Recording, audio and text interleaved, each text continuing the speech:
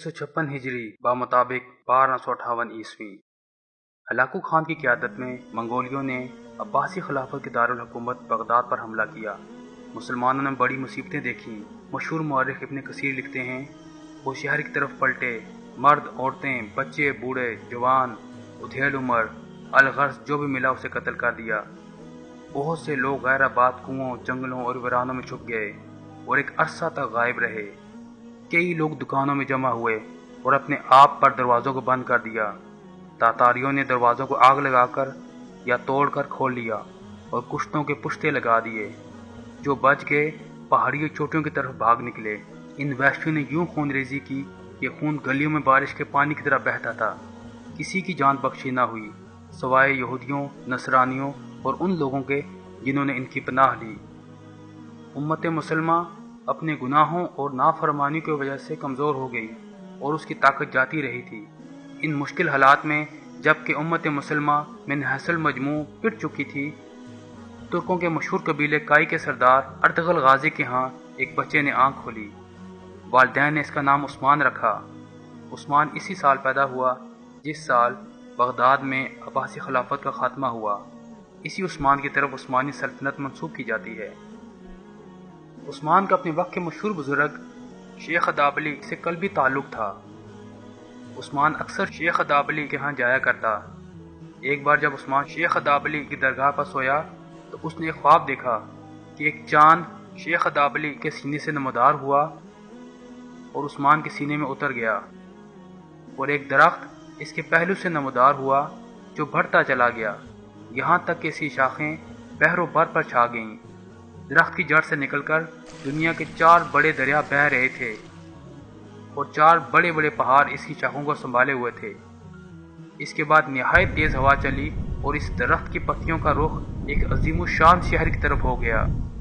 یہ شہر ایک ایسی جگہ واقع تھا جہاں 2 سمندر اور 2 بر اعظم ملتے تھے اور ایک انگوٹھی کی طرح دکھائی دیتا تھا۔ عثمان اس انگوٹھی کو پہننا چاہتا تھا کہ اس کی آنکھ کھل گئی۔ عثمان نے جب یہ خواب شیخ ادابلی سے بیان کیا تو شیخ ادابلی نے عثمان کو مبارکباد دی اور فرمایا کہ اللہ تعالیٰ نے تمہیں اور تمہاری اولاد کو اسلام کی خدمت کے لیے چن لیا ہے اور میری بیٹی کی شادی تم سے ہوگی۔ عثمان کے خواب میں نظر آنے والے 4 دریا، دریائے دجلہ، دریائے فرات، دریائے نیل اور دریائے دنیوب تھے، اور 4 پہاڑ، کوہ طور، کوہ بلکان، کوہ کاف اور کوہ اطلس تھے۔ بعد میں عثمان کی اولاد کے زمانہ میں چونکہ سلطنت ان دریاؤں اور ان پہاڑوں تک پھیل گئی تھی، اس لیے یہ خواب دراصل سلطنت عثمانیہ کی وسعت سے متعلق ایک پیشن گوئی تھی۔ شہر سے مطلب قسطنطنیہ کا شہر جسے عثمان کے بعد اس کی اولاد میں سلطان محمد فاتح نے فتح کیا۔ تاریخ اسلام میں کسی خاندان کی حکومت اتنے عرصے نہیں رہی جتنے عرصے تک آل عثمان کی حکومت رہی، اور نہ ہی کسی خاندان میں آل عثمان کے برابر قابل حکمران پیدا ہوئے۔ عثمان بڑا بہادر اور عقلمند حکمران تھا، رعایا کے ساتھ عدل و انصاف کرتا تھا۔ اس کی زندگی سادہ تھی اور اس نے کبھی دولت جمع نہیں کی۔ مال غنیمت کو یتیموں اور غریبوں کا حصہ نکالنے کے بعد سپاہیوں میں تقسیم کر دیتا تھا۔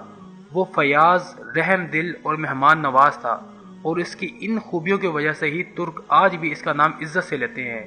اس کے بعد یہ رواج ہو گیا کہ جب کوئی بادشاہ تخت پر بیٹھتا تو عثمان کی تلوار اس کی کمر سے باندھی جاتی تھی اور دعا کی جاتی تھی کہ خدا اس میں بھی عثمان ہی جیسی خوبیاں پیدا کرے۔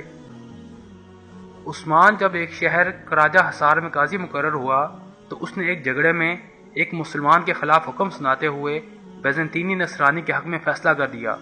بیزنطینی کو اس سے بڑا تعجب ہوا اور اس نے عثمان سے پوچھا، آپ میرے حق میں فیصلہ کیسے دے سکتے ہیں جبکہ میں آپ کے دین پر نہیں ہوں؟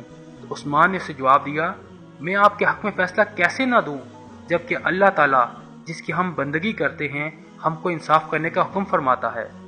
عثمان کے اس عدل و انصاف کی بدولت یہ شخص اور اس کی قوم کو ہدایت نصیب ہوئی اور وہ مسلمان ہو گئے۔ 1281 میں ارطغرل غازی کی وفات کے بعد عثمان جب اپنی قوم کا رئیس اعظم مقرر ہوا تو اس نے بڑی دانائی کا مظاہرہ کیا اور سلطان علاؤ الدین کی نصرانیوں کے خلاف مدد کی۔ بہت سے ناقابل شکست شہروں اور مضبوط قلعوں کو فتح کرنے میں اس کے ساتھ رہا۔ اسی وجہ سے دولت سلاجقہ روم کے فرما روا سلجوقی سلطان علاؤ الدین نے اسے بڑی عزت دی، اسے اپنے نام کا سکہ ڈھالنے اور اپنے ماتحت علاقوں میں اپنے نام کا خطبہ پڑھنے کی اجازت دے دی۔ عثمان نے 1299 میں سلجوقی سلطنت سے خود مختاری کا اعلان کر کے عثمانی سلطنت کی بنیاد ڈالی۔ عثمان غازی کی نوزائیدہ سلطنت کی سرحد قسطنطنیہ کی بازنطینی سلطنت سے ملی ہوئی تھی۔ یہ وہی بازنطینی حکومت تھی جو عربوں کے زمانے میں رومی سلطنت کے نام سے مشہور تھے۔ اب یہ بازنطینی سلطنت بہت کمزور اور چھوٹی ہو گئی تھی، لیکن پھر بھی عثمان غازی کی سلطنت کے مقابلے میں بہت بڑی اور طاقتور تھی۔ 700 ہجری بمطابق 1301 عیسوی میں جب بیزنطینیوں نے بورسا، مادانوس، ادرا، نوس، قطع اور کستلا کے نصرانی امراء کو ساتھ ملا کر عثمان کی نوزائیدہ سلطنت کو ختم کرنے کی ٹھانی، تو عثمان اپنی فوجوں کو لے کر آگے بڑھا، خود جنگوں میں گھس گیا اور صلیبی فوجوں کو تتر بتر کر کے شجاعت و بہادری کا وہ مظاہرہ کیا کہ عثمانیوں کے نزدیک اس کی بہادری ضرب المثل بن گئی۔ عثمان کے زیر نگی علاقوں کے قریب بسنے والے لوگوں کو جب اس بات کا علم ہوا کہ وہ دین اسلام کا ایک مخلص سپاہی ہے تو وہ اس کی مدد پر کمر بستہ ہو گئے اور ایک ایسی اسلامی سلطنت کے ستونوں کو مستحکم کرنے کے لیے اٹھ کھڑے ہوئے جو اسلام دشمن نصرانی سلطنت کے سامنے ناقابل عبور دیوار بن کر کھڑی ہو گئی۔ 707 ہجری بمطابق 1308 میں عثمان نے یکے بعد دیگرے قطع، لفقہ، آک حصار اور کوج حصار کے قلعے فتح کیے۔ 712 ہجری بمطابق 1313 میں کبوا، یکیجا تراکلوا اور تقرر بیکاری وغیرہ قلعے فتح کیے۔ انہی فتوحات نے بروسا شہر کی فتح کو آسان بنا دیا، حالانکہ یہ شہر مشکل ترین معرکہ تھا۔ کئی سال تک عثمان اور امیر شہر اکرینوس کے درمیان سخت معرکے ہوئے، لیکن بالآخر نصرانی سپہ سالار کو سر جھکانا پڑا اور شہر عثمان کے حوالے کرنا پڑا۔ اکرینوس عثمان کے جذبہ ایمانی سے اتنا متاثر ہوا کہ اس نے اسلام قبول کر لیا۔ سلطان نے اسے بے کا لقب دیا اور وہ بعد میں دولت عثمانیہ کے معروف سپہ سالاروں میں شمار ہوا۔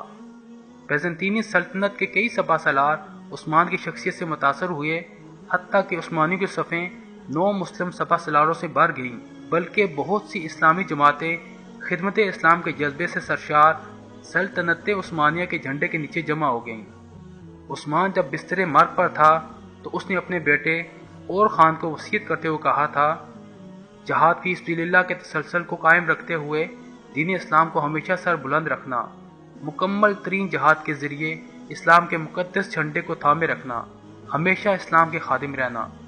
میری نسل سے جو شخص بھی حق اور عدل سے روگردانی کرے گا، روز حشر رسول اللہ صلی اللہ علیہ وآلہ وسلم کی شفاعت سے محروم رہے گا۔ یہ وصیت ایک ضابطہ تھی جس پر بعد میں عثمانی عمل پیرا رہے اور اسلامی تہذیب و تمدن کو ان دور دراز علاقوں تک پہنچایا جہاں تک اسلامی جھنڈا پہنچا۔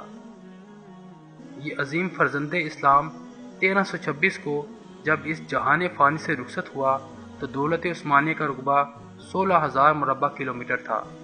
وہ اپنی نوزائیدہ مملکت کے لیے بحر مرمرہ تک راستہ بنانے میں کامیاب ہوا اور اس دور کے دو اہم شہر ازنیک اور بورسا جو بیزنطینی سلطنت میں بڑی اہمیت کے حامل سمجھے جاتے تھے فتح ہوئے۔ عثمان کو بورسا میں دفن کیا گیا۔ 1855 میں آنے والے ایک زلزلے کی وجہ سے عثمان اول کا مزار مکمل طور پر زمین بوس ہو گیا، لیکن 1868 میں سلطان عبدالعزیز نے یہ مزار دوبارہ تعمیر کیا جو آج بھی موجود ہے۔ سبسکرائب کیجئے اسلامی اقدار کو اور بیل آئیکن کو دبائیے تاکہ رہتے رہیں آپ باخبر اسلامی اقدار سے۔